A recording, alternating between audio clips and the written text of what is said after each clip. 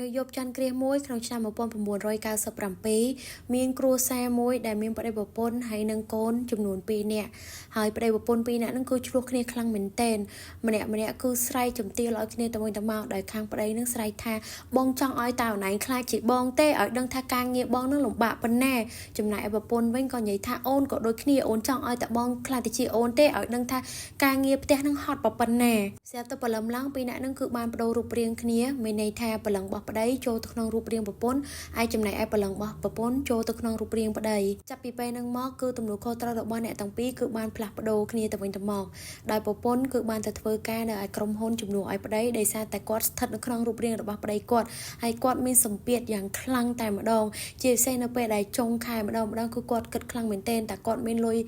គ្រប់គ្រាន់អត់ដើម្បីបង់ទឹកបង់ភ្លើងបង់ថ្លៃសាលាឲ្យកូនដើម្បីឲ្យប្រពន្ធគាត់យកទៅធ្វើម្ហូបណាមួយឪពុកម្ដាយគាត់ឈឺផងគឺគាត់មានសម្ពាធខ្លាំងមែនទែនមួយការងារក៏កាន់តែច្រើនឯកសារចូលមកអត់ឈប់អត់ឈរឲ្យទៀមទាឲ្យធ្វើឲ្យហើយក្នុងរយៈពេលខ្លីទៀតដល់ទៅពេលហ្នឹងទើបគាត់ដឹងថាប្តីគាត់គឺពិតជាមានសម្ពាធខ្លាំងមែនទែននៅកន្លែងការងារហើយគិតច្រើនខ្លាំងណាស់ចំណែកឯប្តីដែលស្ថិតនៅក្នុងរូបរាងប្រពន្ធវិញតាំងពីព្រលឹមរហូតដល់ប្រលប់ធ្វើការងារអត់ឈប់ពីច័ន្ទរហូតដល់អាទិត្យគ្មានថ្ងៃសម្រាកលាងអាចលាងនោមឲ្យកូនពៅផងឲ្យម្ដាយក្មេកផងទៅផ្សារទិញម្ហូបធ្វើម្ហូបបោសផ្ទះជូតផ្ទះរួមទៅការងាររបស់ប្រពន្ធនឹងសឹងតែ100មុខម្នាក់ឯងតែម្ដងអញ្ចឹងចាប់ពីពេលហ្នឹងទៅប្តីប្រពន្ធ2នាក់ហ្នឹងគឺឈប់ឆ្លោះគ្នាគឺយល់ពីគ្នាយល់ពីទំនួលខុសត្រូវភារកិច្ចរបស់គ្នារៀងៗខ្លួនហើយឲ្យតម្លៃគ្នាទៅវិញទៅមកតមកប្រពន្ធហ្នឹងក៏ចាប់ផ្ដើមយកចិត្តទុកដាក់ទៅលើប្តីលែងបន្ទោសប្តីថារកបានតិចជាងមុនអីជាងមុនហើយគឺគាត់ចាប់ផ្ដើមលើកទឹកចិត្តប្តីគាត់ចំណែកឯប្តីវិញគឺចាប់ផ្ដើមជួយការងារផ្ទះដោយឲ្យប្រកាន់ថាការងារផ្ទះហ្នឹងគឺជារបស់ស្រីទេ